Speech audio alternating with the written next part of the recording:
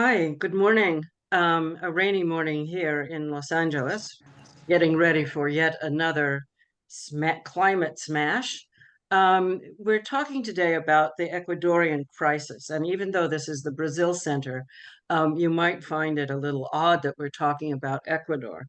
But the reality and the reason is that it's very linked to Amazonian and also Brazilian processes. We tend to think in the Brazilian Center in terms of the biome, not so much in terms of the national boundaries. Of course, being Brazilian, we're slightly imperial, so of course we continue along with that line. So the way this is going to go today is that I will give you I'm going to introduce our speakers and commentators, and then I will give a little bit of an outline of the processes that are going on, but focusing on more or less the recent news, but also trying to place this in the context of a larger set of Amazonian questions. And then our commenters will go forward, Ana Maria, and then Jose, and then Maria Clara. So without further ado, let me introduce. Ana Duran is an architect and urbanist from Ecuador. She's one of my graduate students. She has had her own career in architecture, but she got enchanted by Amazonia, which happens to lots of people. And as I always point out to graduate students, which is once you go into, I can get you into Amazonia. The problem I always have is getting you out. You become addicted, and then there's not much I can do about that. She has been working in her own studio. She works on what we might call ecological forms of architecture, and what that soon leads you to, if you work in the tropics, is into indigenous urbanism, indigenous history, and a kind of recuperative as well as forward-looking dynamic about these kinds of questions. Her PhD is really on the history of occupation of Amazonia from the urban optic. We often perhaps don't think about Amazonia as being particularly urban, but the reality is that it has a deep urban history going back many thousands of years. And one of the major, if you follow Amazonian urbanism, which I'm sure all of you do, what you will find is that one of the major discoveries in global archaeology has been in the Upana Valley, this whole large section of urban agglomerations and villages, connected villages with roads, causeways, and so on. And also we find this elsewhere in Amazonia. So the point is that we are seeing a lot of paradigms shifting in Amazonian work, and that is part of Ana's discussion as well. Now, what is also important to keep in mind here is I'll introduce also Jose Cuervo, who is an agroecologist. He works on the questions of environmental education, the implications of extractivism in Amazonia. Also, he works in terms of what we might call reflection and action research and practice with both indigenous and colonial movements in Amazonia. Ana, do you want to introduce Maria Clara? Por supuesto. Muchas gracias, Susana, por tu presentación. Está hablando del Valle de Lupano. Está aquí con nosotros María Clara Xarupijuá, una poeta, artista, activista shuar del Valle de Lupano, que además ahora representa desde una perspectiva diplomática a la FISH, que es la Federación Interprovincial de Centros shuar. Es un honor tener una voz amazónica aquí. Me alegra mucho que está María Clara. Ella cree profundamente, y es algo que me ha enseñado, cree en el poder de la palabra y en la capacidad que la palabra tiene de transformar el futuro.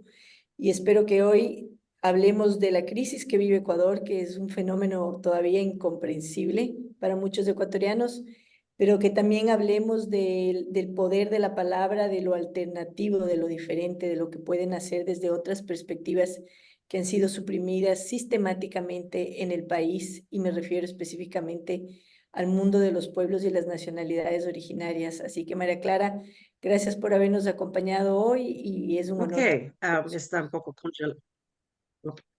Ok, está un poco congelada, Ana María. Gracias a ti, ¿Verdad? Ana María, por la presentación. Aquí estoy.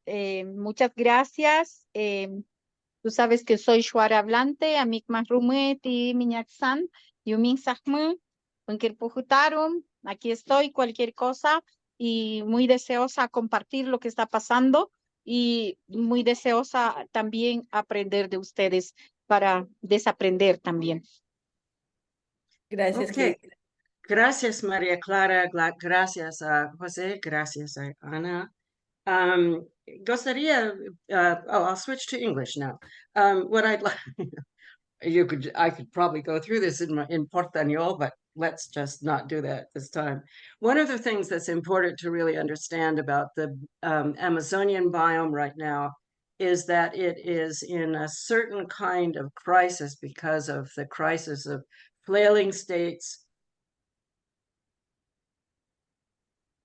failed states, petrostates, and narco-states. So one of the problems is to only say, oh, well, this is really a problem of governance, corruption in the governance and so on.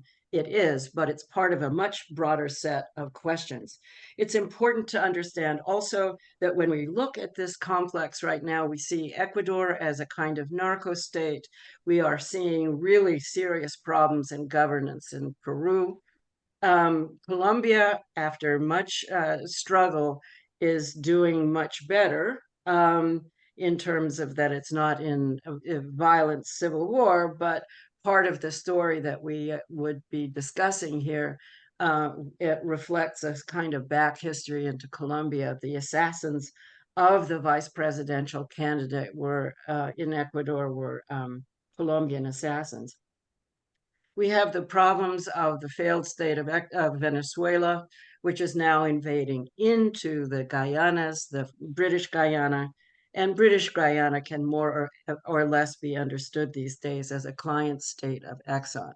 Brazil represents perhaps an optimistic dynamic, but it's important to understand that even though it's had some success in controlling various parts of its deforestation dynamic, it is also in the midst of these kinds of crises, which revolve around two basic forms of economy that are quite controversial from the Amazonian perspective, and also because they really affect local populations in extreme ways, and also that you can see that they're sort of bursting into a kind of flame into the national government. So Amazonia is, as the biome, and as the 9 countries that compose it are in a kind of state of crisis, but we have the Ecuadorian case, which is quite precise and quite immediate.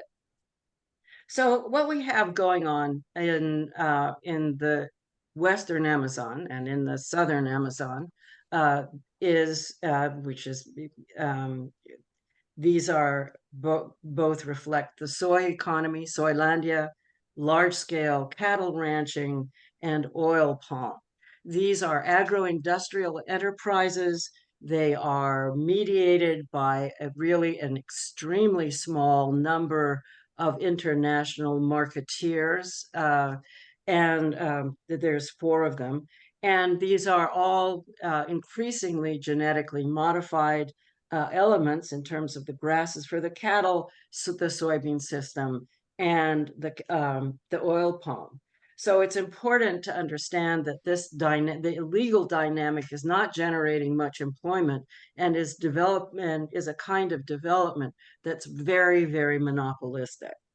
So there's that, which doesn't employ anyone or very few people. And then you have this extraordinary explosion of what I call clandestine economies. Now, some of these have been in place for a long time, like the gold economy, for example. Anyone who's been, the region has been famous for generating gold for thousands of years.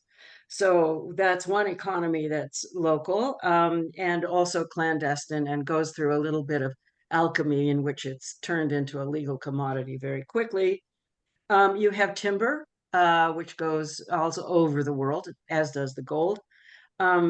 You also have the questions of cocaine, which is produced mainly in Peru and Colombia, but it exits through Ecuador, mainly through Guayaquil.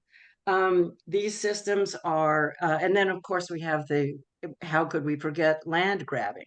So we have a lot of land grabbing that underpins some of these, and speculation associated with the development of infrastructure, mostly roads. So it's important to understand that there's sort of two parallel economies that are operating, and one doesn't really generate very much employment. That would be the sort of agro-industrial and petro system. And then you have this huge clandestine economy, which employs a lot of people.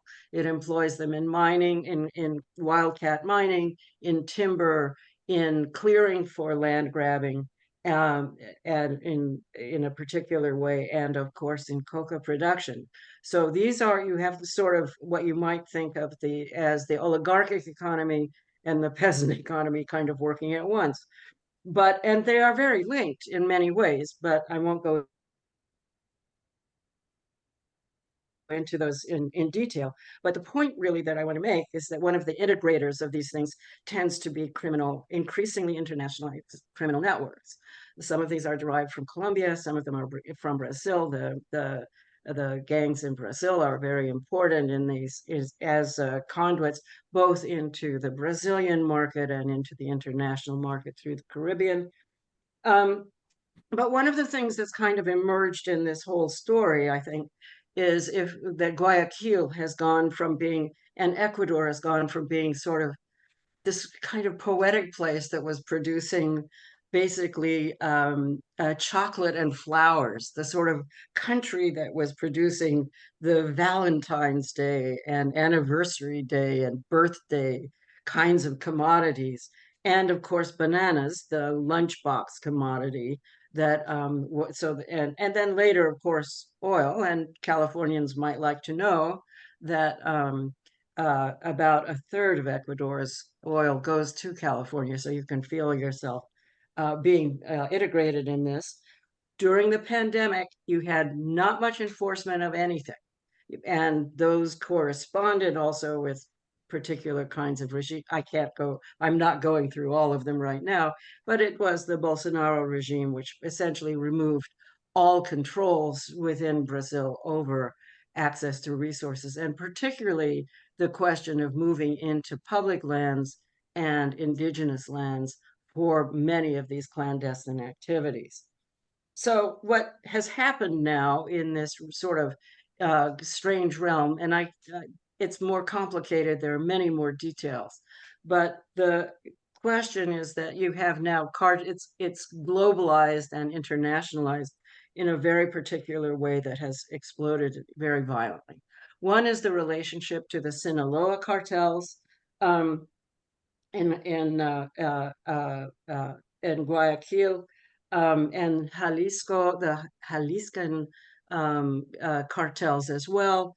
And then mediating this is also the Albanian mafia. So you have a kind of explosion from what had been sort of nationally controlled in the case of Colombia and in Brazil, where you had sort of national control over the clandestine economy, an exceptional shift into the historically extremely violent Mexican cartel systems.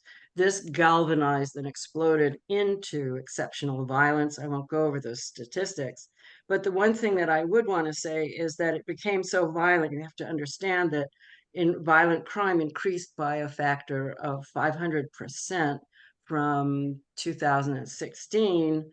And now about a third of the Colombian cocaine goes out through Guayaquil. The dollarized economy makes transactions delightfully simple.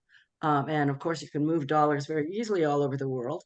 And of course, you can launder dollars very well. And also the rise of cryptocurrency in this whole story has changed things as well.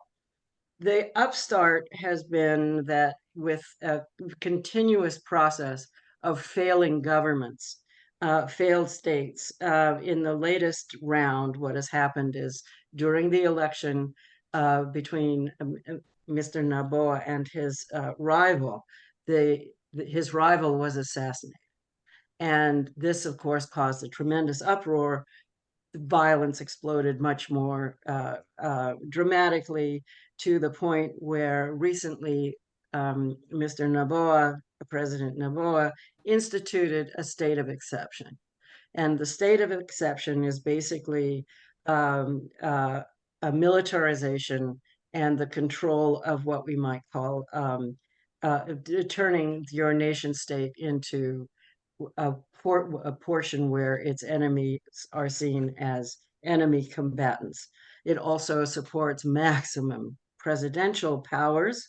And what this means is that even if you do have institutional controls of various kinds, that they can easily be overridden. From the point of view of Amazonia, what we can see is that, again, it moves into a realm in which there is no control except local control, whether criminal or otherwise. But what this also does is that it means a suspension of rights and a concentration, really, of political questions and so on in the urban area. In the meantime, you're having an explosion in clandestine economies, labor-absorbing economies, which are increasingly mediated by criminal groups. So I'm going to turn the conversation over again. And we're thinking about this both because it's an internationalized situation in which Brazil has a certain important role. Also, the importance of Amazonia in keeping these economies that are failed in any other way, where no one would want to invest, particularly in these systems, but yet they're becoming more and more unstable, and in which the Amazon is often the main source of economic value coming into these systems. So with that, I'll switch to Ana. Thank you, Susana. Impresionante tu resumen. Creo que hiciste un excelente trabajo en sintetizar lo que viene ocurriendo en Ecuador, y creo que la mayoría de ecuatorianos no hubiesen podido ofrecernos un resumen tan lúcido, porque mi país desafortunadamente está ahora tremendamente dividido y polarizado políticamente entre primordialmente dos grupos, los correístas y los anticorreístas, que lo que han generado además es mucha confusión en el país, porque ambos grupos manipulan constantemente y politizan constantemente la información, incluido el asesinato de Fernando Villavicencio. Y en ese sentido, ahorita en Ecuador es muy difícil tener una conversación racional, es casi imposible. Mucha gente incluso tiene miedo de hablar porque la situación se ha vuelto violenta y hemos perdido también en gran medida la libertad de expresión. No solamente hemos perdido la seguridad y la capacidad de sentirnos tranquilos. Por ejemplo, María Clara Xarupijuá, que hace muchísimas cosas, además de escribir poesía y apoyar a través de su fundación Tarimiat a muchas mujeres shuar en el contexto urbano de Quito, que sufren de todo tipo de violencia, incluida la violencia de género. Ella, por ejemplo, ahora tiene miedo de vender sus artesanías en la calle de la ciudad, porque sufriría el riesgo de que le vacunen, y lo que eso significa en Ecuador es que uno de los miembros de estos grupos criminales que han tomado en gran medida control de los espacios públicos en el país, te empiecen a amenazar con, básicamente con matarte o violarte o con hacer daño a algún miembro de tu familia si es que no les pagas un impuesto.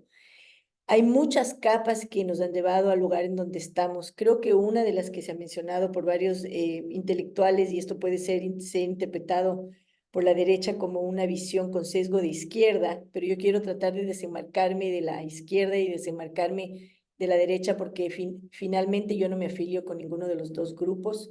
No soy correísta, no soy anticorreísta, y creo profundamente en que otras sociedades heterárquicas más justas y más democráticas de verdad son posibles. Y eso sí lo quiero dejar claro, porque todo lo que diga puede ser politizado y manipulado, incluso en mi contra. Entonces, lo que decía es que yo por ejemplo, estoy profundamente preocupada de lo que está ocurriendo ahorita con el movimiento indígena del Ecuador y quiero concentrar mi presentación en eso. ¿Por qué? Porque estamos ahora en un estado de excepción y con el gobierno de Noboa se ha pasado el decreto 111, ¿no es cierto? Y estaba escuchándole esta mañana justamente a Leonidas Issa, presidente de la CONAIE, un líder indígena que puede ser considerado desde la perspectiva de la polarización como un líder de izquierda, pero más allá de izquierdas o de derechas, lo que a mí me preocupa, porque ambas han sido profundamente extractivistas de mi país, tanto los correístas como los anticorreístas, nos han traicionado a los indígenas, a los ecologistas, a las feministas y a todos los grupos progresistas de Ecuador, porque, por ejemplo, Noboa no ha respetado la consulta popular. Ahora va a lanzar una nueva consulta. ¿Cómo espera que se respete su consulta popular si él no ha respetado la consulta popular en la que la mayoría de ecuatorianos claramente se expresó en contra de la extracción petrolera y minera en el Yasuní, en el Chocó y en otras zonas vulnerables? Ecuador no quiere más la violencia de la economía del Estado ecuatoriano, que está completamente basada en el extractivismo y que ha hecho daño a muchísima gente, como ya lo anotó Susana. Esa es la base de la violencia en América Latina, es el extractivismo, y eso hay que dejarlo claro. Fue asesinado Villavicencio, todo el mundo lo recuerda, todo el mundo está perturbado. Hay que recordar que Villavicencio es un trotskista que trabajaba para las petroleras en Ecuador y que incluso lideraba los sindicatos de las petroleras de Ecuador, y todas sus denuncias en contra de la corrupción del país arrancaron desde la perspectiva de los sindicatos petroleros del país. Eso muy pocos lo recuerdan porque ahora Villavicencio se lo asocia con la extrema derecha en el Ecuador. Pero yo creo que es importante recordar de dónde viene y de dónde vienen sus denuncias y de dónde viene esa trayectoria, ¿no es cierto? Que desafortunadamente culminó en un asesinato violentísimo que fue politizado por completo. Pero también quiero recordar hoy, porque fue asesinado el 26 de febrero del año pasado, a un líder COFAN, Eduardo Mendúa, a quien también estaban mencionando en la CONAIE hace 2 días. Yo sigo la CONAIE en Twitter y trato de mantenerme al tanto de lo que está sufriendo, la persecución que está sufriendo el movimiento indígena de Ecuador, que sí debe ser anotado para los que no saben, y sobre todo porque nuestro público es primordialmente quizás brasileño, un país al que yo adoro y gracias a Susana. Pero sí es importante recordar que Ecuador es un país pionero en el tema de la organización indígena. El movimiento indígena ecuatoriano es un ejemplo citado en todos los textos sobre América Latina y es pionero y se merece un poco más de respeto. Yo no creo que nuestro país le da el respeto que se merece. En octubre de 2019, al igual que mucho antes, y quizás sí me gustaría mostrar algunas imágenes porque es importante devolverle en medio de esta persecución y esta difamación que está sufriendo la CONAIE por estos temas de la politización, ¿no es cierto? Yo sí creo que es importante recordar un poquito la historia, y no me voy a meter al tema de Brasil, pero les paso las imágenes. Estas son unas imágenes que enseñé hace poco en una conferencia que estuve dando en el GSD sobre los procesos de integración nacional, pero que también son procesos de integración continental a través de la IRSA y COSIPLAN, y que en el fondo lo único que han hecho es perpetuar una visión extractivista de la Amazonía, que se abre paso a través de carreteras, ¿no? Y en nombre de la integración nacional y en nombre del desarrollo y en nombre del progreso, pero que lo que viene haciendo en todos los países de la cuenca amazónica es abriendo paso a una penetración tremendamente violenta de la Amazonía sudamericana, ¿no? Esta es la carretera, la marginal de la selva en la zona andina, y un poco recordando también quiénes eran los presidentes de esa época, ¿no? Cuando empezaron estos procesos de integración nacional. Y en el caso de Camilo Ponce Enríquez, y lo digo con un sentimiento de legado y de responsabilidad, es primo hermano de mi abuelo. Y un poco también la participación, obviamente, de las petroleras en ese entonces estadounidense. Ahora la geopolítica es mucho más compleja, de la geopolítica del petróleo en la Amazonía. Los países que están penetrando son varios. y un poco como incluso en el caso de Ecuador, hasta la guerra con el Perú fue causada el traslape, ¿no? Esto es del Instituto Lingüístico del Verano, esto es de un libro que se llama Forest Law, que es excelente, de Pablo Tavares y Úrsula Biman.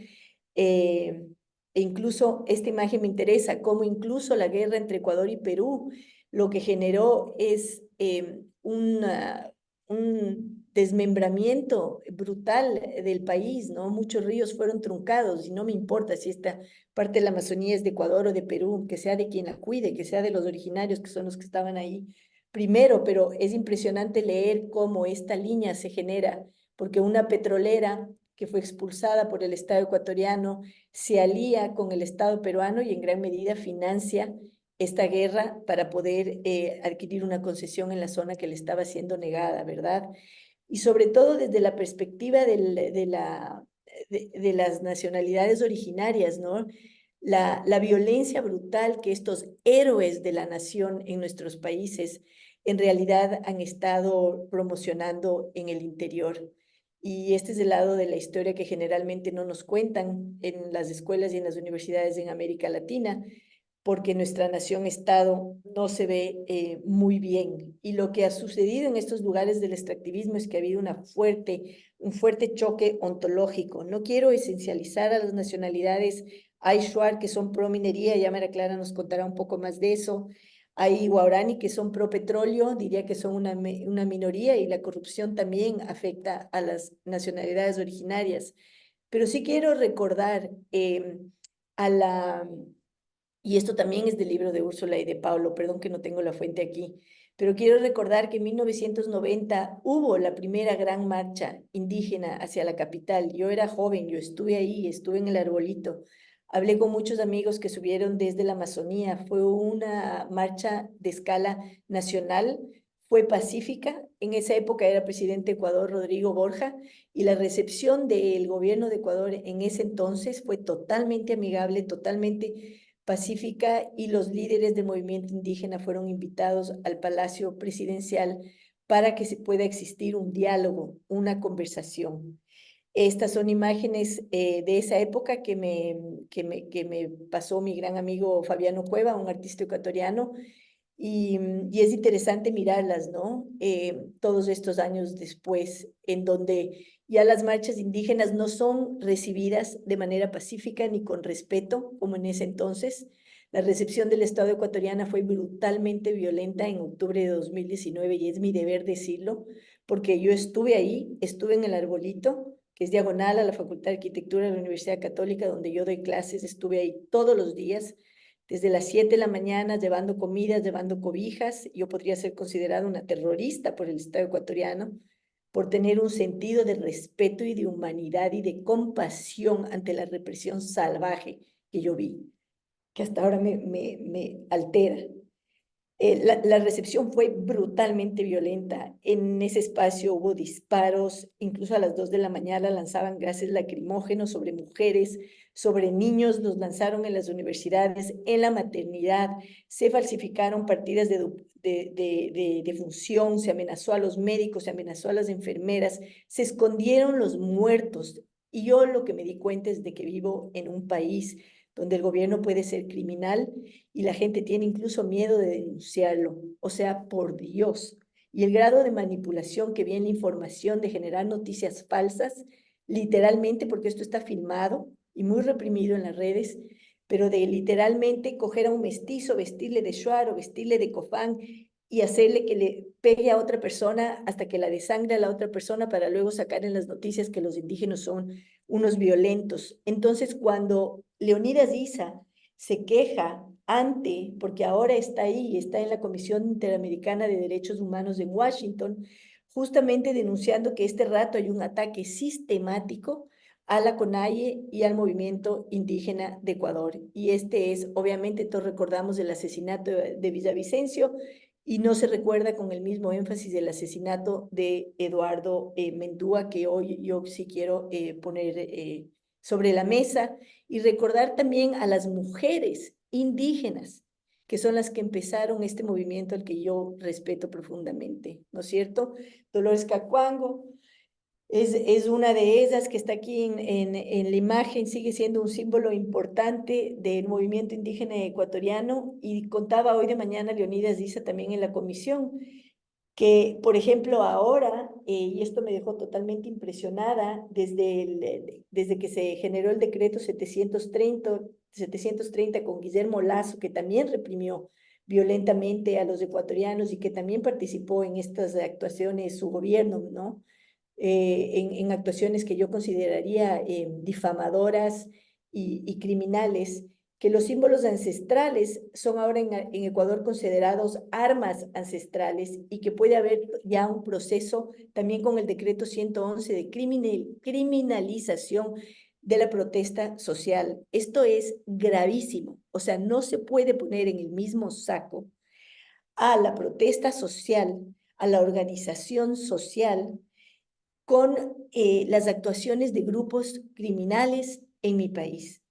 Y es a mí personalmente lo que más me preocupa, ¿no? Y bueno, por enfatizar el papel sobre todo de las mujeres y la lucha que han llevado a cabo en el país para revertir estos procesos violentos de extractivismo que, como decía Susana, con claridad son la base de la violencia en América Latina, y a eso se va sumando toda la violencia política, a eso se va sumando toda la violencia que está asociada con las únicas economías que nos dejan en Latinoamérica, que son las economías clandestinas, porque sigue perpetuándose el desarrollo de economías extractivistas que benefician a muy poca gente, que acumulan enormes cantidades de dinero, porque como dijo Susana, son sistemas monopólicos en muy pocas manos, y a través de la corrupción lo que termina ocurriendo con nuestros países es que todos estos capitales salen del país, se van a Miami, se van a Europa, se van a otros lugares, no hay reinversión en el país, y si a eso le añadimos políticas neoliberales, que básicamente lo que proponen es reducir el Estado, cortar los gastos, todas estas políticas que nos exigen a nosotros también a través del Fondo Monetario Internacional de austeridad, que lo que hacen es recortarnos la educación pública. También estaba leyendo las noticias en Ecuador esta mañana, que a pesar de su campaña pro jóvenes de Noboa, acaba de recortar 161 millones a las universidades. 161 millones de dólares. Como académica lo encuentro completamente inaceptable. Ya, y me podría seguir quejando y quejando, Susana, pero sé que tengo que parar. En todo caso, quiero aprovechar este espacio y claro que lo diga con más contundencia María Clara, que es Shuar, para poner en el mundo el llamado a que por favor se defienda al movimiento indígena ecuatoriano de ser criminalizado, reprimido y perseguido sistemáticamente por el Estado ecuatoriano, que además manipula y genera un odio colectivo contra nuestros hermanos y nuestras hermanas de las nacionalidades y los pueblos originarios. Como mestizos tenemos ancestros originarios. Por favor, hay que tener esto también en mente y exigir que se les respete. Y con esto le doy la voz a María Clara, que es mucho más importante su voz que la mía. Bienvenida, María Clara, y gracias. Okay. Yumisafme Ana María, Mashinyutirmin. Qué bueno seguir voy a reforzar lo que tú acabas de decir, qué es lo que está aconteciendo en Ecuador en este momento. Y como, históricamente quiero que compartas esto a tus compañeros, a la gente que nos está escuchando ahí, que son parte del Zoom, que la Federación Interprovincial de Centro Shuar, por defender sus tierras frente a la reforma agraria de Linda, cuando se estaban colonizando las tierras, nace la Federación Shuar. En ningún país de América Latina no estaban más organizados que los Shuar para defensa de sus tierras, ¿no? Entonces, eso es que quiero posicionar a la FICH ante ustedes, y que tú, Ana María, hablante de esta lengua extranjera, puedas transmitir quiénes somos los Shuar. Los Shuar estamos tanto en Perú, en Ecuador, también estamos en la región de la costa, y ahora somos familias base comunitaria de la Federación Shuar en espacio urbano, en el distrito metropolitano de Quito. También saludar a estos hermanos a través de ti, estos hermanos Shuar, que son familias transnacionales, que debido a esta situación de pobreza, de extrema pobreza que estamos viviendo, pese a ser tan ricos, tienen que abandonar sus tierras y dejarlas vendiendo. Entonces, esto es, y también como representante de la Federación Interprovincial de Centro Shuar, avalado por el presidente David Tancamash y su Consejo de Gobierno, yo soy representante de la Nación Shuar en Quito, así como directora de Tarimiat Cultura Amazónica Shuar, específicamente que estamos trabajando con las familias amazónicas que hemos migrado desde nuestras comunidades hacia la ciudad en busca de distintos, ¿qué te puedo decir? De distintos anhelos de cumplir, por estudio, por violencia doméstica, por desplazamiento, porque ya no hay tierras donde cultivar, y por también violencia patrimonial, y también por ejercer un derecho que la movilidad local y así como la movilidad internacional es un derecho, pero este derecho carente de garantías. Entonces, Ana María, la situación en Ecuador, a lo que tú dices, frente a los distintos decretos, es porque justamente no hay una voz, no hay alguien, están junto al gobierno, pero son, ¿cómo te puedo decir? Gente que no habla, que no les explica qué está aconteciendo.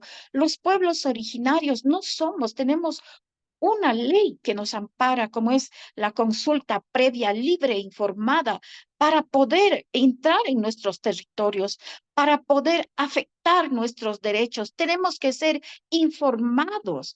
Ahí están nuestros derechos colectivos. Sin embargo, estos derechos colectivos no se está respetando la pluralidad, la interculturalidad, este país democrático tampoco se está respetando porque a raíz de la globalización se han generado brechas profundas de desigualdades donde el elitismo clientelar está afectando en las épocas de pandemia, antes, en la época cauchera, en la época de sarampión, de varicela, de otras enfermedades, no hemos sufrido tanto como sufrimos ahora en la época del COVID que nos dio, que nos afectó a todos, donde los pueblos originarios, especialmente quienes hemos migrado, estamos en otros espacios, casi desaparecimos, casi morimos. Y yo quiero reconocer a ti lo que hiciste por mí, porque yo ya habría estado ya con Arutam y la madre Nunqui en este momento y tantas cosas que se dieron. ¿Y dónde está el recurso, el pulmón del mundo? ¿Dónde está ese recurso que nos corresponde? ¿Dónde está el recurso que por conservar el petróleo bajo tierra, el proyecto ITT y Asuní, se recaudó ese recurso? ¿A dónde fue a parar? ¿Por qué se sigue en tanta pobreza los amazónicos? Sin estudio los jóvenes, sin estudio las mujeres, y que tienen que abandonar sus tierras, vendiendo sus tierras, y ahorita la migración se ha profundizado de tal manera que no se puede parar. Y también en un país donde está primando la derecha frente al gobierno progresista que existió, también las naciones originarias no fuimos tan. Si bien recordarás, Ana María, en el primer levantamiento no fue tan agresivo, no fuimos tan violentados, porque era un derecho que benefició a todos, incluso las propuestas, las leyes que se hacen en la Asamblea Nacional, en el Congreso Nacional anteriormente, son Madi Inconalle, son nuestras las propuestas. Pero como son tan duros en reconocer estas sabidurías tan grandes de las naciones originarias, de sus propuestas surgen nuestras leyes. Hemos logrado la educación intercultural bilingüe, hemos logrado el acceso a la educación, hemos logrado las mujeres. Ahora estamos trabajando el tema de la violencia política. Pero ¿cómo tratamos estas diferentes violencias si seguimos violentadas económicamente? Porque en su mayoría somos madres de familia que tenemos muchos hijos y sin trabajo que garantice.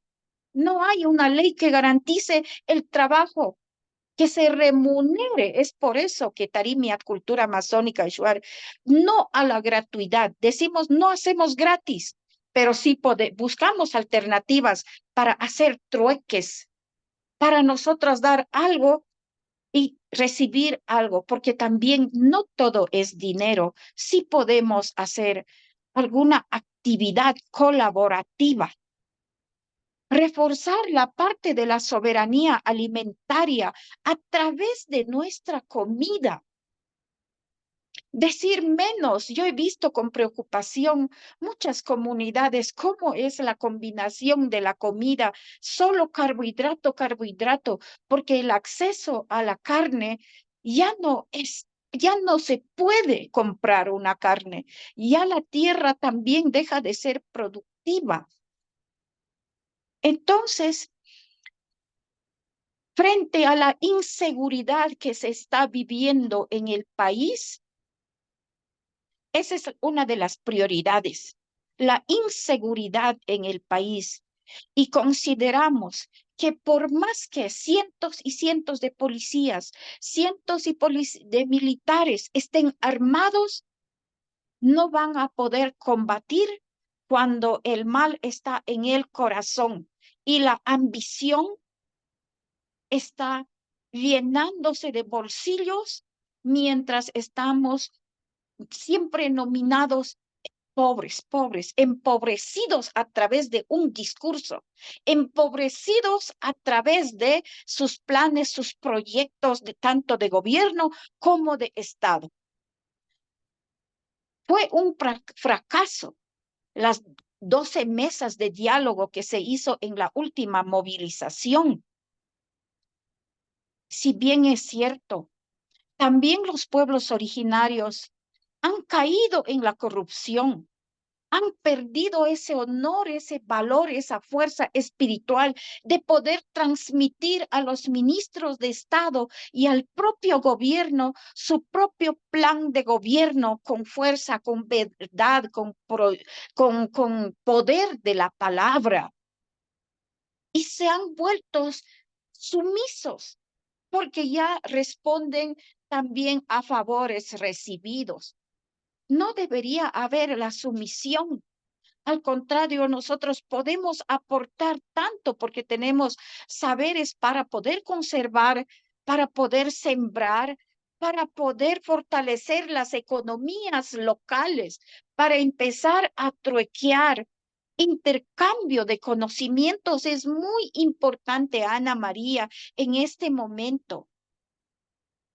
La cooperación internacional no debe imponer sus intereses políticos, sino debe ser colaborativo con los intereses del país, de cada gobierno, con los intereses de las organizaciones sociales, con los intereses de las organizaciones comunitarias. No que vengan y nos impongan a cambio de. Y nosotros seguimos siendo sumisos. Nosotros tenemos nuestras propias agendas para plantear y para compartir.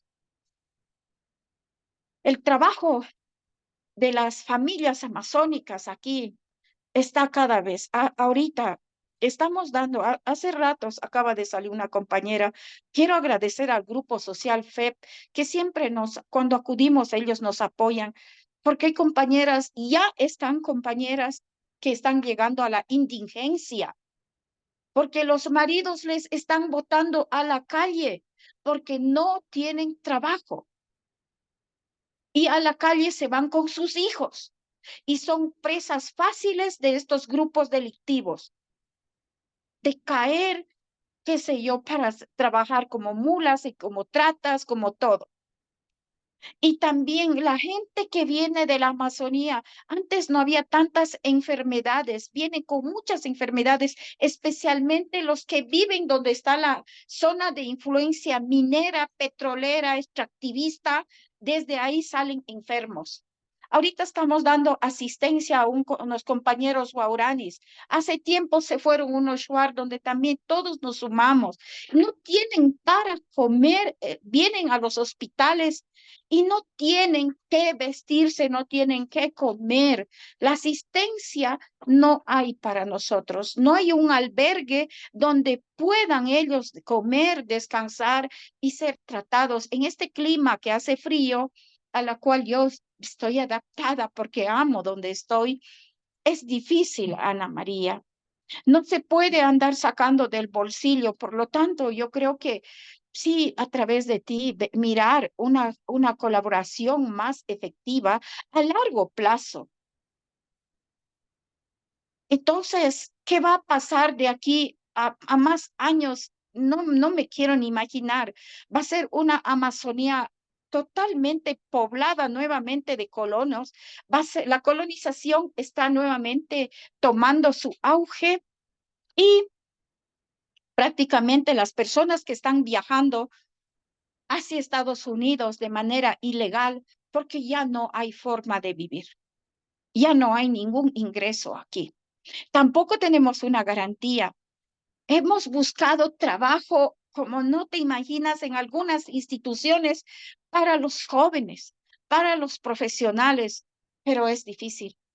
Imposible, ya no se puede acceder a los trabajos con dependencia, ya no hay cómo. Por lo tanto, pero también vemos una alternativa siempre en medio de un caos, de una catástrofe, de los temblores, de estos desastres naturales, siempre surge algo bueno. La tierra siempre es generosa y ante esta crisis social, político, y que se está poniendo en peligro la democracia del Ecuador, yo creo que algo bueno va a surgir. Pero ¿quién va a plantear? Tenemos que plantearnos todos.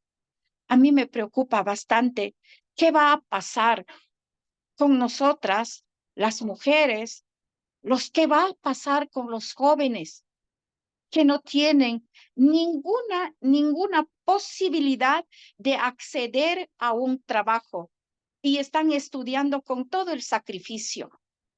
¿Qué va a pasar con estos niños, con estas familias que vienen cada vez más a buscar, a pedir, cuando no tienen nada? Entonces, ¿qué van a hacer? Van a ser fáciles captados por los grupos. Y después, ¿cuál va a ser el fin? Van a morir, van a ser asesinados. Y una selva desértica, una selva vacía también, así como también del miedo. Nosotros del miedo, como tú decías hace un momento, yo quisiera poner un restaurante, una tienda, pero no podemos porque inmediatamente van a venir los vacunadores. Es difícil, hasta hablar es difícil, Ana María. Es María difícil. Clara, tenemos que terminar su charla. No es por falta de Está bien, interés, muchas porque es gracias. muy, Yo muy que quiero agradecer con apasionado esto. Esta es la su realidad, pero siempre este país es un país pluridiverso, es un país donde practica la democracia, es un país donde seguimos teniendo buenos sueños, donde seguimos albergando a los migrantes. Este país es uno de los mejores países que da acogida a los migrantes. Muchas gracias. Gracias Gracias a a ti, usted. querida María Clara. Le vamos a dar un tiempito al José. Gracias.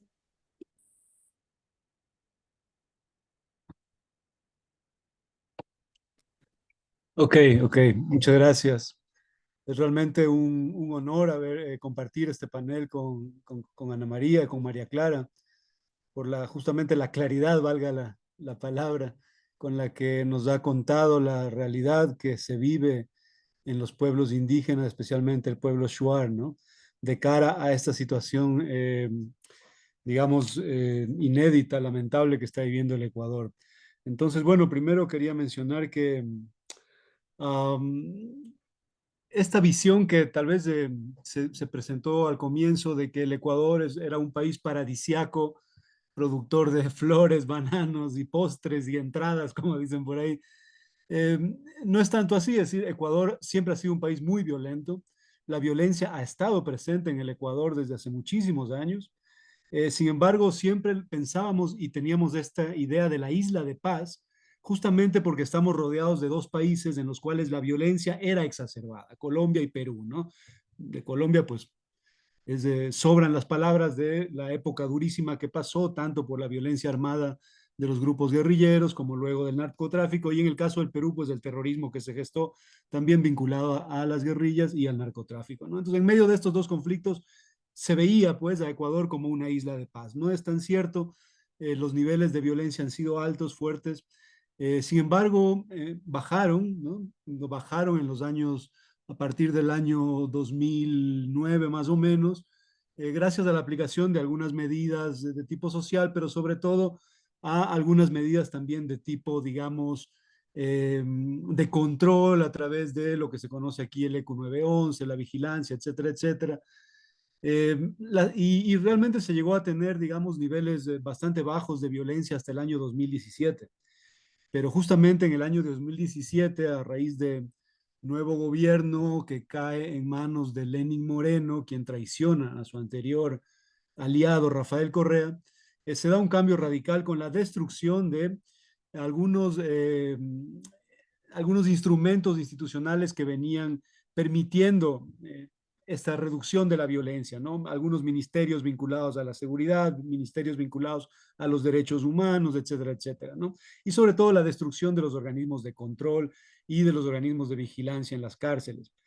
Eh, la aplicación de esta famosa mano dura que se evidenció a través de los estados de emergencia durante el gobierno de Moreno, posteriormente en el gobierno de Lazo, prácticamente vivimos en estado de emergencia, ¿no? Con esta idea de aplicar la mano dura, que en realidad resultó totalmente contraproducente. Los niveles de violencia subieron de una manera impresionante, como Susana nos mencionó, hasta un 500% que se vive hoy día, ¿no? Y hay que ser claros que durante todo este tiempo, el narcotráfico y el lavado de dinero producto del narcotráfico ha llegado a ocupar, a ser tan grande como el 3,5% del Producto Interno Bruto del Ecuador. El 3,5% del Producto Interno Bruto no se puede lavar a través de actividades secundarias, ¿no? Y en eso tenemos que ser muy claros.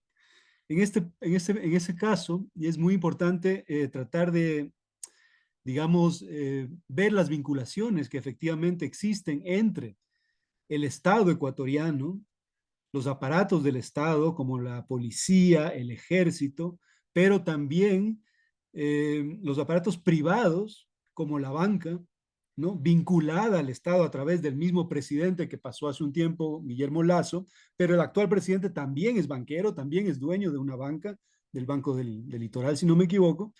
¿Cuál es la vinculación de la banca con el lavado del 3,5% del Producto Interno del Ecuador?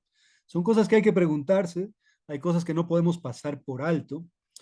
Y al mismo tiempo, mientras el Ecuador se convierte en este paraíso del lavado de dólares, gracias a la dolarización, gracias a la complicidad de los organismos del Estado y de las grandes empresas privadas, este mismo Estado declara ya un estado de excepción permanente, que es esto de decretar el conflicto armado interno contra estas 22 organizaciones terroristas así llamadas, que en la práctica son medidas paliativas que han generado una especie de unión social alrededor de la guerra contra el terrorismo y contra el narcotráfico, decretada por el presidente y que de alguna manera le genera simpatías de cara a las próximas elecciones, pero que de ninguna manera están resultando, es decir, no han bajado los niveles de violencia más que de alguna forma tal vez circunstancial, ¿no?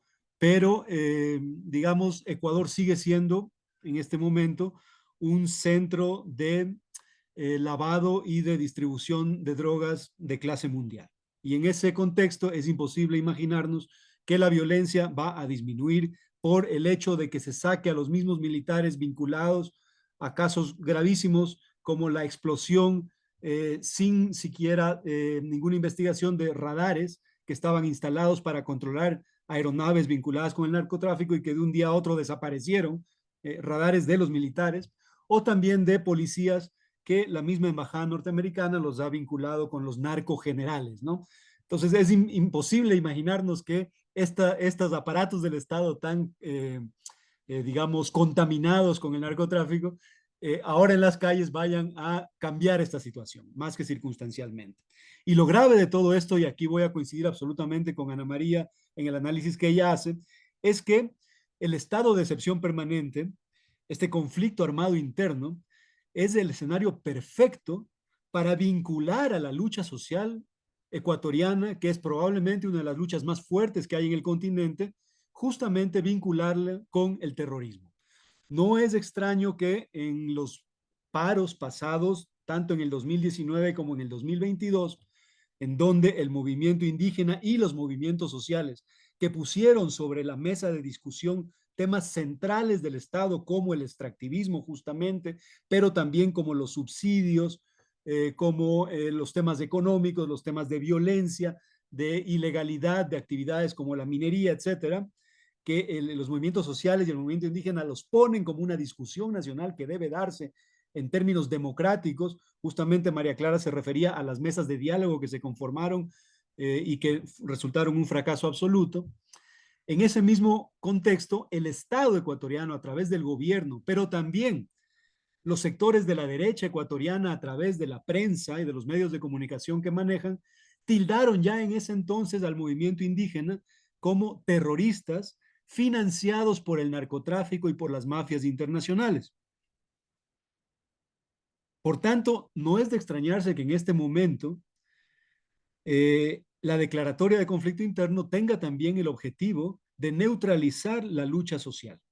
En ese punto es importante saber que quienes más sufren en carne propia la violencia del narcotráfico y la violencia estatal es justamente los sectores vulnerables, los sectores menos privilegiados de la sociedad.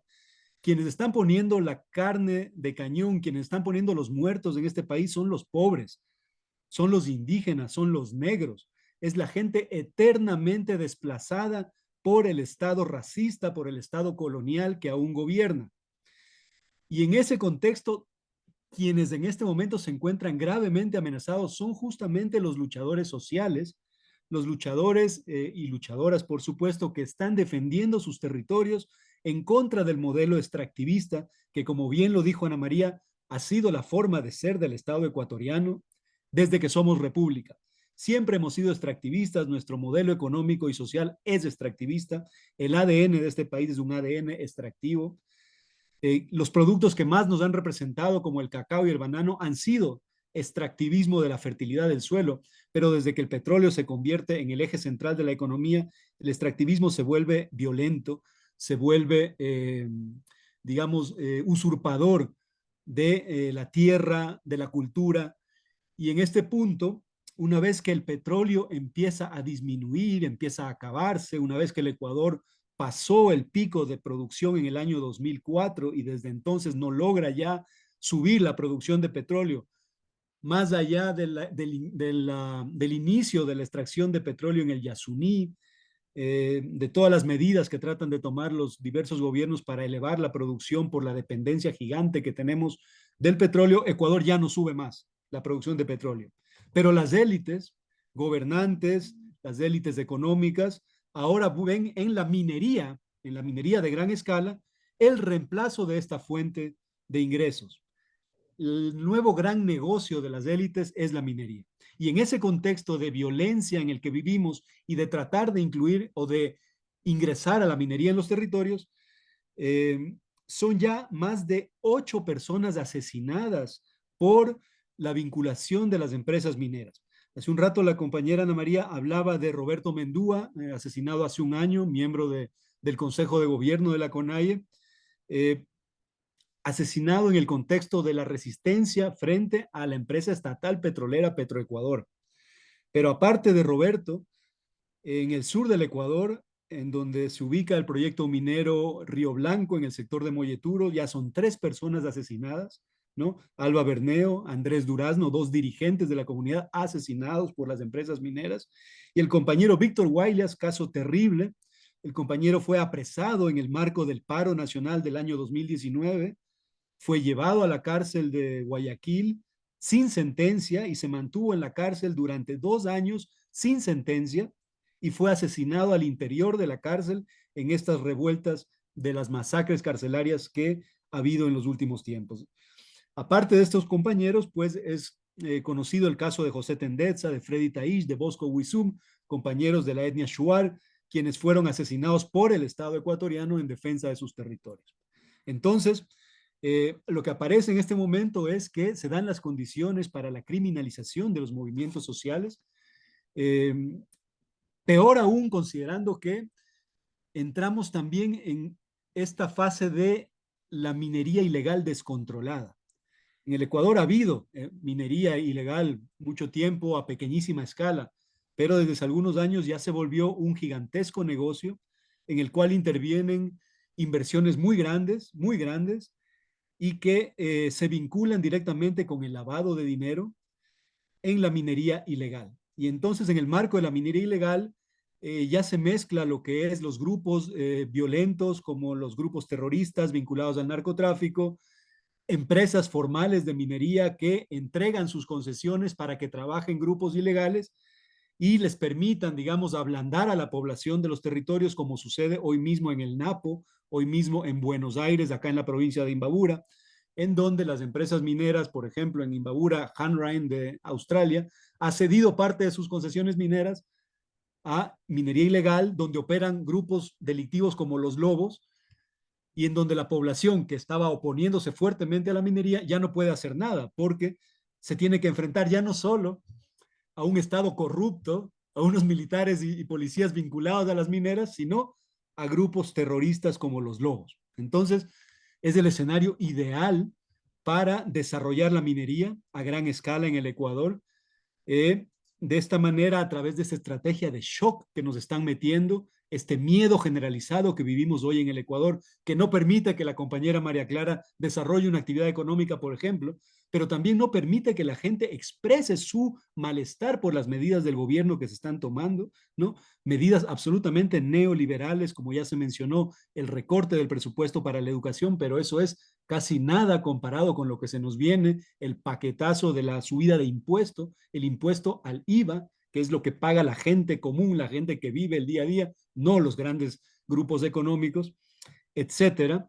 Entonces, a través de esta estrategia del shock que se está generando, es un escenario ideal para el desarrollo, para convertir a este país en el nuevo destino de las grandes inversiones mineras transnacionales que empiezan a disminuir ya sus actividades en otros países justamente por el declive de sus reservas. Bueno, entonces, para ir concluyendo, simplemente mencionar que los movimientos sociales de este país, especialmente el movimiento indígena, pero no solo el movimiento indígena, es decir, hay todo un conglomerado social que se une, va a afrontar momentos muy difíciles, se vienen épocas muy duras, vamos a ver la respuesta de los gobiernos, pero es evidente que el hijo de Papi, que es el nuevo presidente, hijo del hombre más rico del Ecuador, él mismo una de las personas más ricas del Ecuador, afronte a los movimientos sociales. Está por verse, pero mucho me temo que nos estemos enfrentando a una época oscura, una época peligrosa para los movimientos sociales en el país, y en ese contexto haremos un llamado desde ya a la solidaridad internacional, a estar atentos de lo que ocurre en el Ecuador, porque en la confusión que se genera por este gran negocio del narcotráfico en el cual necesariamente están involucrados banqueros, exportadores de bananos y demás, se vaya a aprovechar para violentar la resistencia en contra del modelo extractivo que aún queda en el Ecuador. Esta es mi intervención. Muchísimas gracias, compañeros y compañeras. Muchísimas gracias a todos ustedes tres, estaba fabuloso.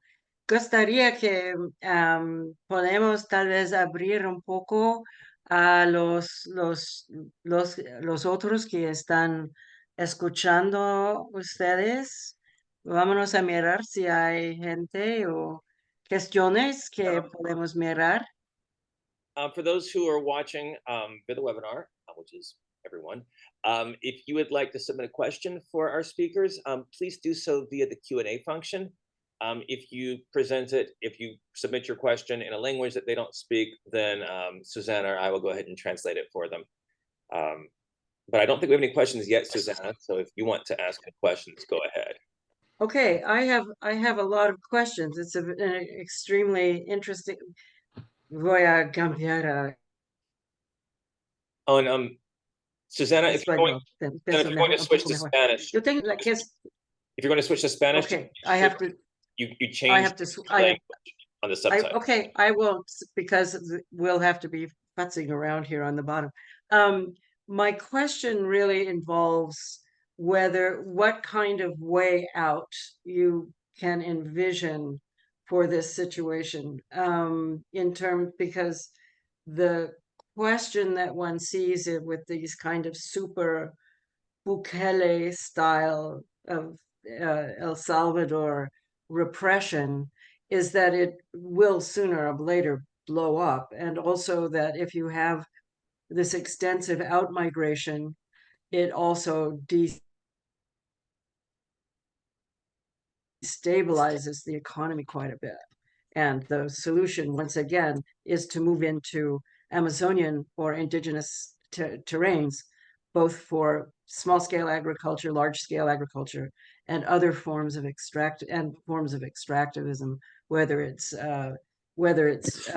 gold or whether it's timber. So the question I have is, what is your sense of the way out of this, if you have a sense of the way out of it? Y si algún de los ponentes no ha entendido, la pregunta es, ¿cuál es su opinión sobre posibles salidas a esta situación o soluciones? O si hay una manera del país salir de esta situación. ¿Cuáles son los perspectivos al plano media? Porque realmente si piensas en una situación súper autoritaria o lo que está pasando ahora, ¿cuál es la línea? O sea, yo creo que hay salidas, ¿no? Y en ese sentido, por ejemplo, José trabaja en temas agroecológicos. Ecuador es un país tremendamente privilegiado, y no lo digo porque sea ecuatoriana, o sea, un lugar en donde se encuentra la cordillera de los Andes con el Ecuador, con la Amazonía, es un lugar privilegiado. Y lo que he aprendido gracias a ti, Susana, es que mi país, además de tener una de las ciudades más antiguas de la Amazonía, uno de las sociedades complejas, digamos así, para no meter esa visión limitada y occidental de la ciudad, es que es un centro de domesticación importantísimo, no solo del cacao, que se pensaba que era mesoamericano, pero se está encontrando uno de los maíces más antiguos de la América.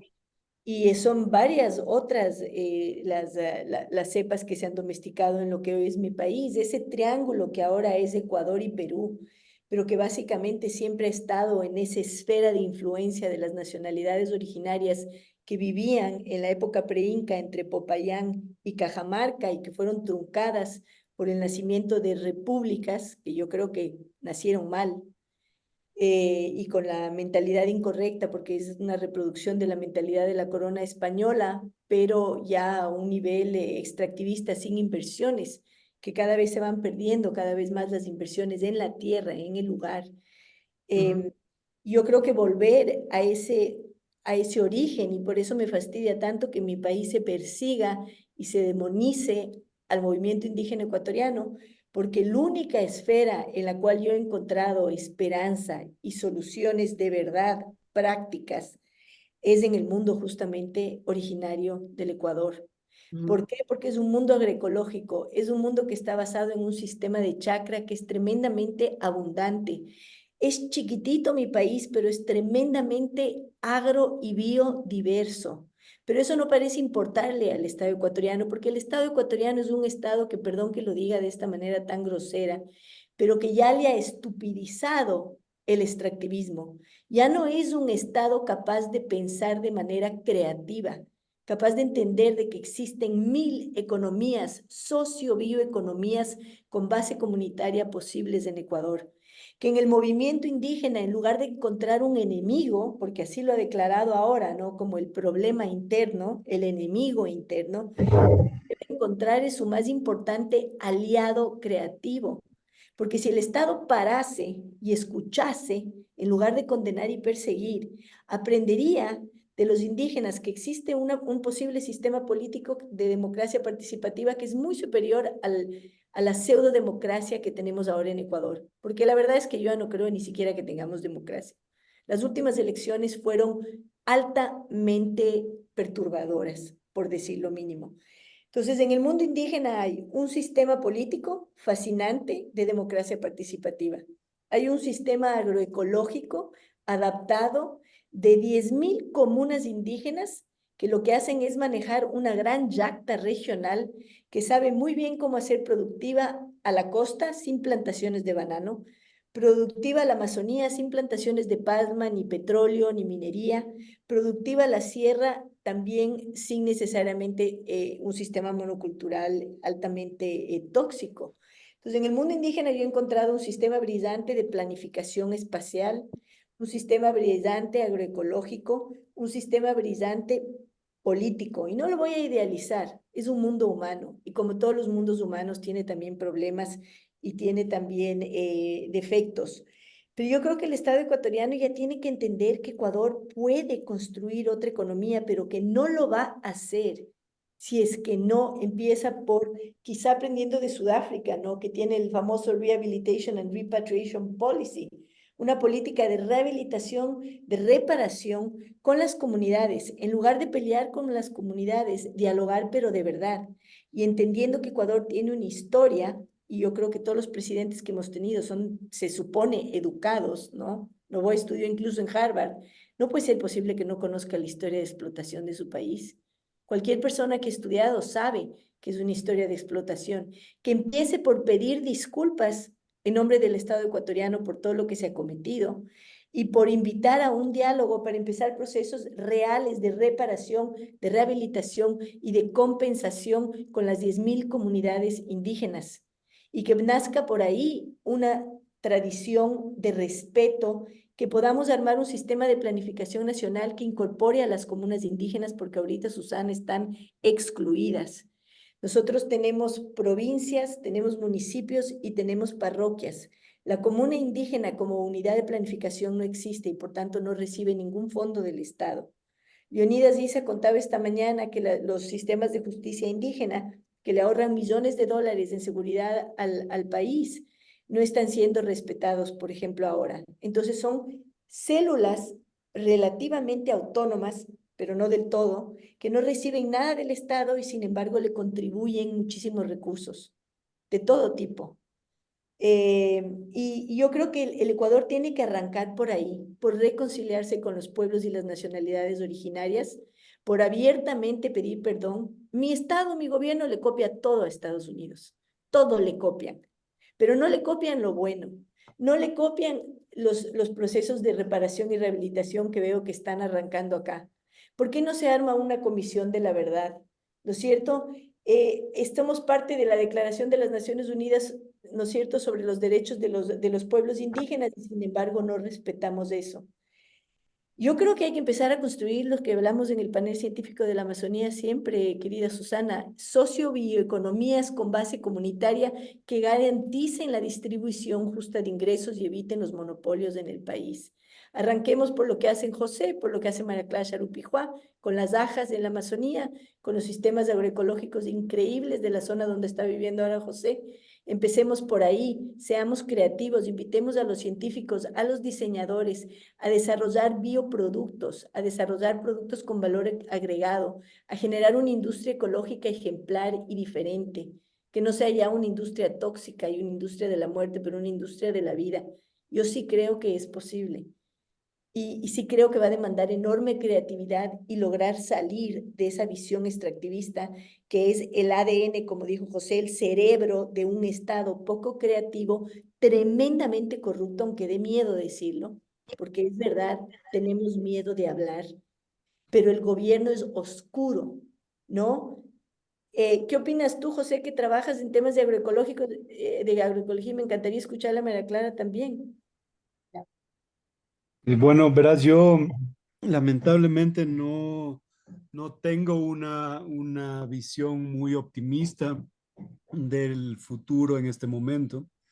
Lamentablemente el tema del narcotráfico es un tema internacional en el cual Ecuador está metido, es decir, no depende exclusivamente de lo que se haga acá.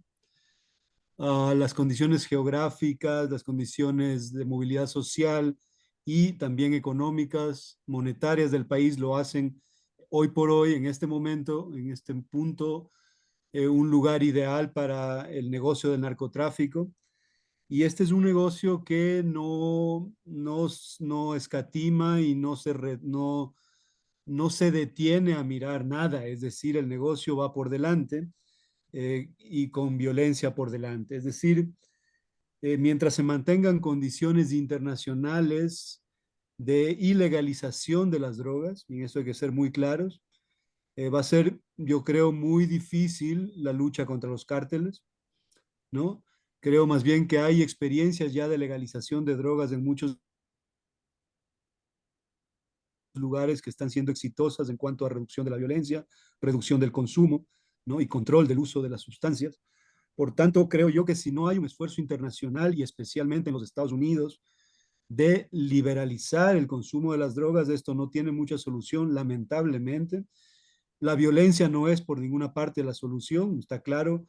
El Plan Colombia invirtió más de 20.000 millones de dólares, destruyó pueblos enteros, acabó con cultivos y con poblaciones en en el norte de la Amazonía ecuatoriana, en el sur de la colombiana, y no sirvió en absolutamente de nada. El consumo, el tráfico de drogas continúa y la violencia continúa en Colombia.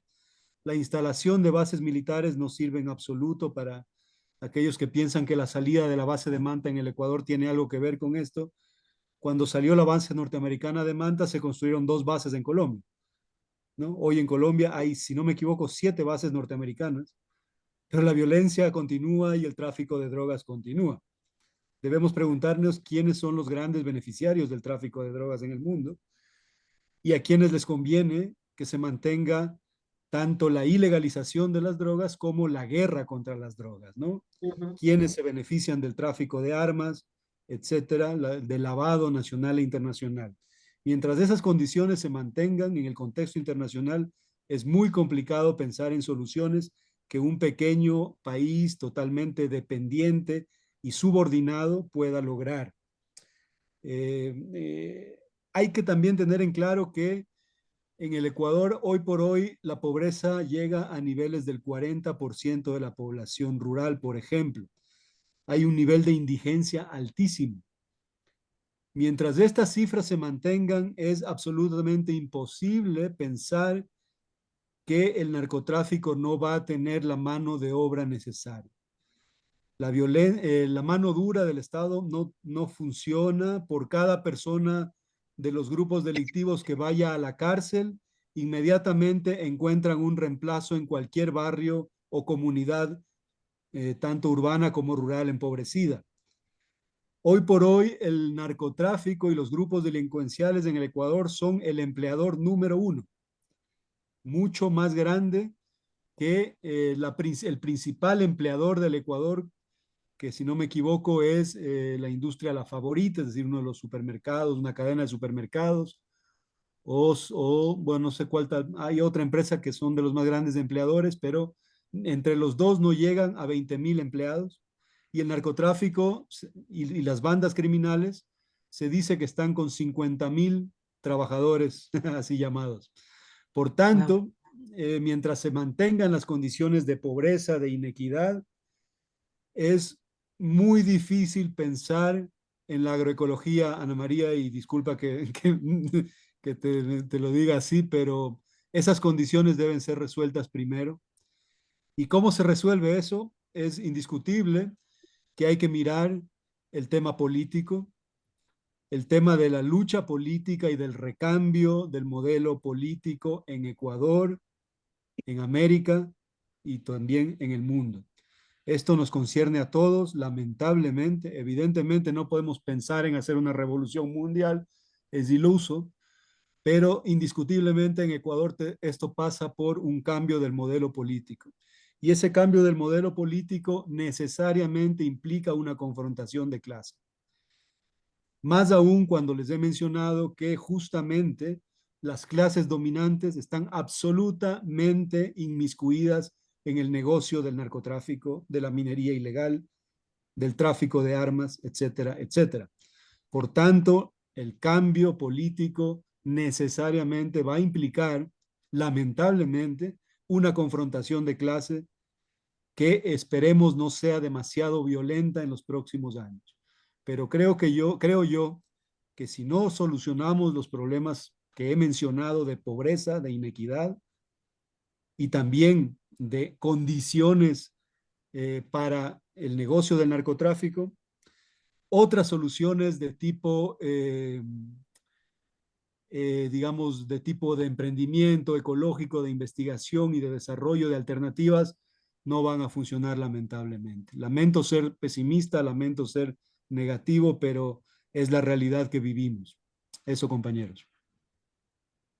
There's I'm not muted here. There's a question in the Q&A, which is, can our panelists share the impact since the implementation of the state of exception in January? Have you seen an increase in arrests and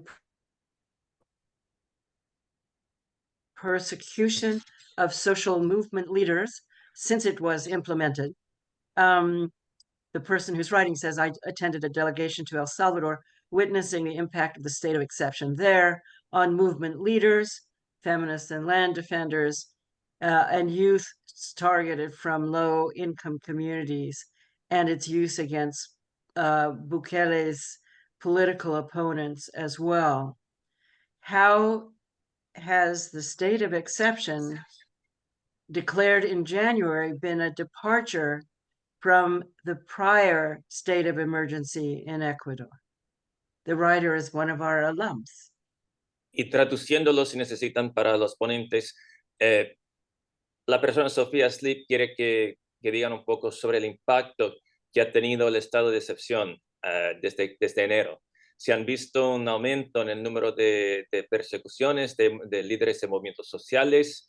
El año pasado fui a una delegación a El Salvador y nosotros vimos el impacto del estado de excepción que hay por allá en los líderes de los movimientos sociales como feministas y defensores de la tierra, jóvenes inocentes de comunidades, de comunidades más pobres, y el uso del estado de excepción contra los oponentes políticos de Bukele también. Y cómo a este estado de excepción declarado en enero ha sido un cambio a otros estados de emergencias que antes ha tenido en Ecuador. ¿Qué piensas, José, tú que estás en Ecuador? Verás, yo creo que es un poco pronto para responder totalmente a esta pregunta. Lo que sí estamos viendo es que hay como ya una direccionalidad del ejercicio de la fuerza contra los sectores marginales, contra los grupos sociales excluidos.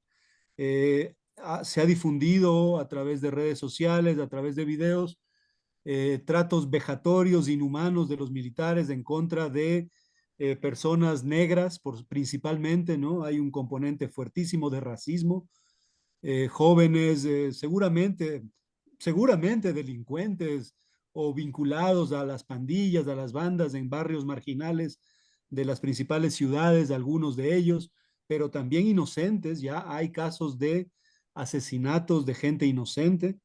Si no me equivoco, la semana pasada 2 chicos fueron asesinados por el ejército porque en un retén, en lugar de frenar, se pusieron nerviosos y aceleraron el carro y se chocaron contra un carro militar, pero, o sea, algo sin trascendencia, suave, yendo despacio.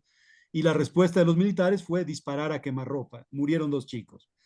Hemos visto cómo los militares arrestan muchachos negros, sobre todo negros, y les tratan de una manera vejatoria, les pintan la cara, les cortan el pelo, los desnudan, les hacen que realicen actos sexuales entre hombres frente a las cámaras.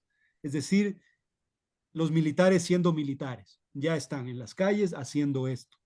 Todavía no se ha visto persecución del movimiento social. Tal vez me equivoco, no lo sé, Ana María, pero no lo he visto todavía, porque lo que ahorita estamos viviendo es esta especie de shock en el cual la gente está con miedo, nadie se está atreviendo a salir. Nosotros personalmente teníamos una asamblea del Frente Nacional Antiminero en el mes de enero, no se pudo realizar. La CONAIE no quería que hagamos la reunión porque esto era junto con CONAIE. Nos pidieron que la posterguemos. Se va a realizar recién el 23 de marzo, es decir, se han postergado 2 meses una asamblea de movimientos sociales. Es decir, hay un temor en este momento y por tanto no se puede hablar ya de repercusiones de persecución o de encarcelamiento de líderes sociales. Pero ya se ve que la población pobre y vulnerable la está sufriendo. Claro. El caso Bukele, porque hay 2 veces la misma pregunta, discúlpame. Sinceramente, poco se conoce acá de lo de Bukele. Bukele es visto hoy como una celebridad que ha logrado bajar los niveles de violencia en El Salvador y todo esto. Pero de todas maneras, de eso, sea o no sea verdad, sea o no sea real lo que dicen de él allá, no es aplicable en el Ecuador en absoluto. O sea, El Salvador y Ecuador son 2 realidades bastante distintas, ¿no? Y en este punto, pensar que el presidente Noboa puede ser un Bukele es absolutamente irreal. Noboa es un niño rico que viene de las clases dominantes, está vinculado a la banca, vinculado a los grupos exportadores. Por tanto, es imposible pensar que este señor podría asumir un modelo de cambio en este sentido. Ana María. Sí, no, José, excelente, me encantaba escucharte, te tengo que conocer en algún momento personalmente, pero supongo que un cambio que ha habido ahora, y yo también creo que es prematuro para emitir un juicio relativo al gobierno de Noboa, como podríamos hacerlo con respecto al gobierno de Lasso, o el de Moreno, o el del mismo Correa. Lo que a mí me preocupó es escucharle esta mañana, y perdón que regrese todo el tiempo, pero me parece importante lo que está diciendo Leonidas Issa, que por primera vez en el decreto 111 se incluye literalmente que se podrá combatir nuevas amenazas y el monopolio de la fuerza que se encuentran también en grupos tribales y mencionan grupos tribales.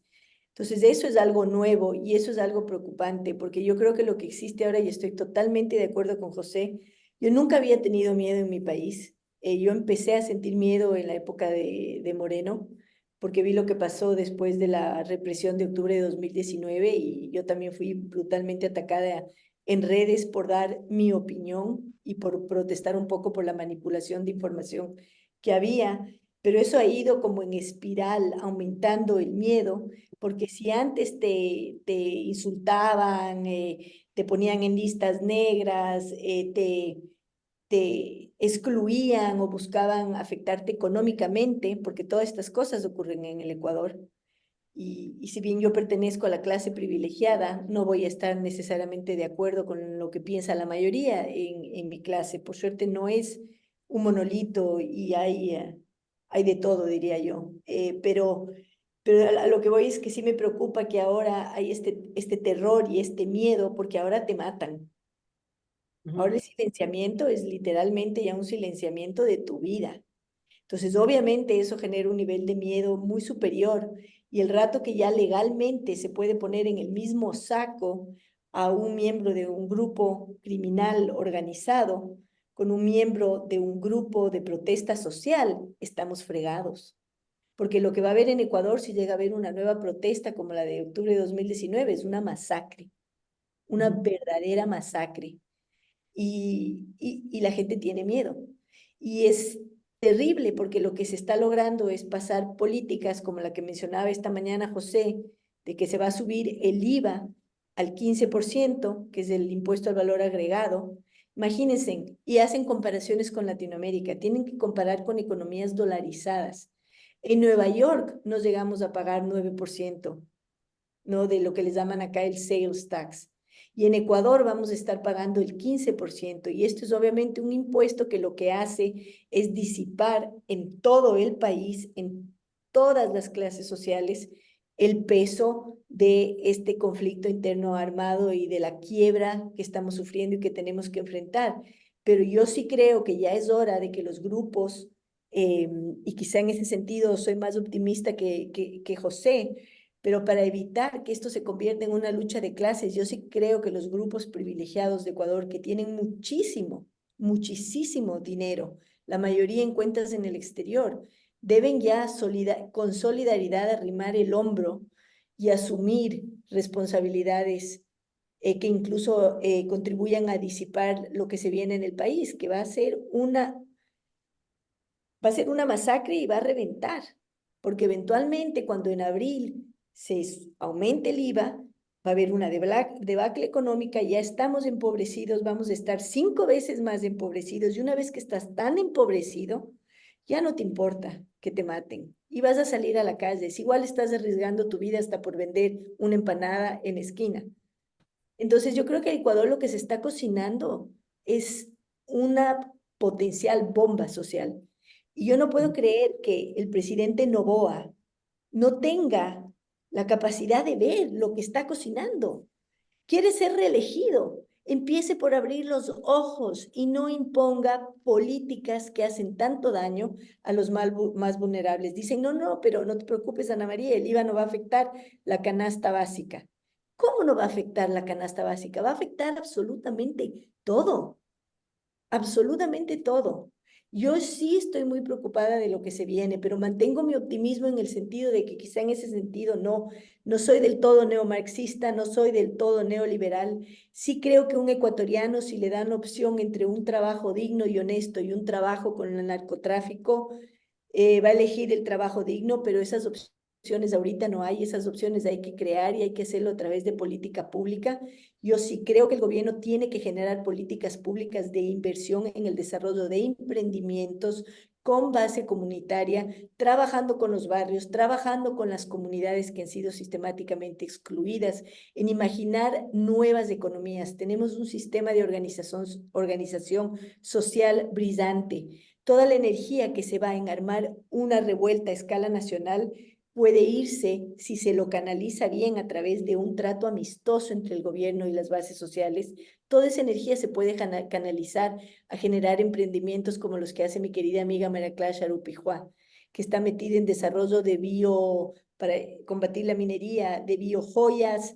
Están metidas las mujeres Shuaren también en procesos de recuperación de ajas, en desarrollo de productos, de emprendimientos de mujeres, liderados por mujeres, para poder generar justamente estas otras microeconomías que permitan que los jóvenes tengan un trabajo honesto. Pero ¿dónde están las políticas de Estado que favorecen este tipo de desarrollo económico, de codesarrollo, de ecodesarrollo? Las políticas de Estado son ecocidas, genocidas, epistemicidas. Ahora hay que cambiarles por políticas agroecológicas, por políticas pro mujer, de emprendimientos de base. ¿Por qué no se están desarrollando esas políticas de Estado? Yo lo que quería es invitarle al gobierno ecuatoriano, invitarles incluso a las clases altas de Ecuador, para que tengamos conversaciones más honestas, ¿no? ¿Será posible? José, quizás soy demasiado optimista. Yo creo que hay que elegir a las personas en todas las clases sociales, en todo el espectro político. Es un tema de personas, ¿no? Y empezar a armar redes a través de lo que nos divide, que nos dividen temas de raza, que nos dividen temas étnicos, nos dividen temas de clase, nos dividen todo tipo de temas políticos, de ideología. Empezar a armar redes que nos vinculen en pro de levantar un país que ofrezca alternativas económicas, porque la gente necesita poder trabajar. Y ahorita no pueden, Susana, no hay Yeah, trabajo. no, I'm going to have to end this because we have run out of time. I leave the last few words to Maria Clara of the question, what does she see as alternatives? And then we'll wrap up. And again, thanking you all for this. María Clara está allá. ¿Está ahí? Hola. Hola, María Hola, Clara. estoy aquí. Diga a Sí, nosotros. yo sí soy muy optimista en medio del caos, como dije hace un momento, soy muy optimista que frente a los desastres naturales siempre surge en una abertura, surge una vida, surge una semilla. La semilla no tiene miedo, la semilla es una divinidad. Yo sí tengo esperanza, pero los actores tenemos que incidir, tenemos que estar presentes. Desconocemos de tantos beneficios también que los gobiernos locales tienen, la paradiplomacia que se debe seguir fomentando y articulando, pero sin embargo la ausencia de los actores, la concentración de ciertos actores élites de siempre, no han permitido que se tenga conocimiento y se pueda nutrir de otras propuestas, de otras iniciativas. Justamente hoy con Quito, con la prefectura, con el municipio, se pueden mirar formas de cooperación, pero deben estar presentes los actores, no deben darnos escribiendo un proyecto, porque la realidad de José, que es un hermano que es tremendamente empoderado y conocedor de la realidad nacional, no es mi misma realidad. Nosotros hemos luchado desde un inicio con nuestras agendas propias. Nadie nos ha venido a dar construyendo nuestras agendas. Estas agendas tienen que ser desarrolladas y posicionadas ante el gobierno nacional, pero trabajar de manera conjunta. Yo sí creo que el hermanamiento debe hacer un puño, una sola voz, el poder de la palabra del hermanamiento. Y yo también me apunto, José, que quiero conocerte. Quisiéramos articular algunas actividades donde no existe las diferencias sociales. Las diferencias sociales existieron desde el inicio de la República Ecuatoriana. No es que nace ahora por la presencia de los paramilitares, de que existieron, de estos grupos terroristas, de la diferencia de las clases sociales, la opresión, el olvido hacia los pueblos y las nacionalidades amazónicas existieron desde un siempre. Así es que ese tema hay que tratarle bien. Los líderes antes no nos mataban, podíamos, si bien es cierto en la época de Rodrigo Borja, se permitió la participación ciudadana, es verdad, pero también quién se ha beneficiado tanto de las luchas de los pueblos y las nacionalidades. Yo he estado en las calles luchando, sigo aquí posicionando, pero ya sigo en paz. Las lanzas tienen que tomar otro lenguaje. Ya no es tiempo para salir y gritar y que nos cuestionen. No debemos tratarnos de subversivos, de grupos terroristas. Nosotros no somos terroristas, no somos subversivos, porque un derecho no es subversivo. Entonces, tampoco el Ecuador, un país donde se practica la pluriculturalidad. Así, yo sí creo que las mujeres tenemos manos para trabajar, tenemos nuevos emprendimientos, somos proactivas. Entonces, yo aquí estoy en el Ecuador y seguiré amando mi país, porque este país necesita de mucho amor. Ya no más, este país no debe ser tratado de la peor manera. Este país debe ser tratado con amor a sus gentes, hacia nosotros mismos. Entonces, seguimos, pero sí tenemos cuidado. El tiempo de que estamos ahora viviendo este shock que decía José es verdad.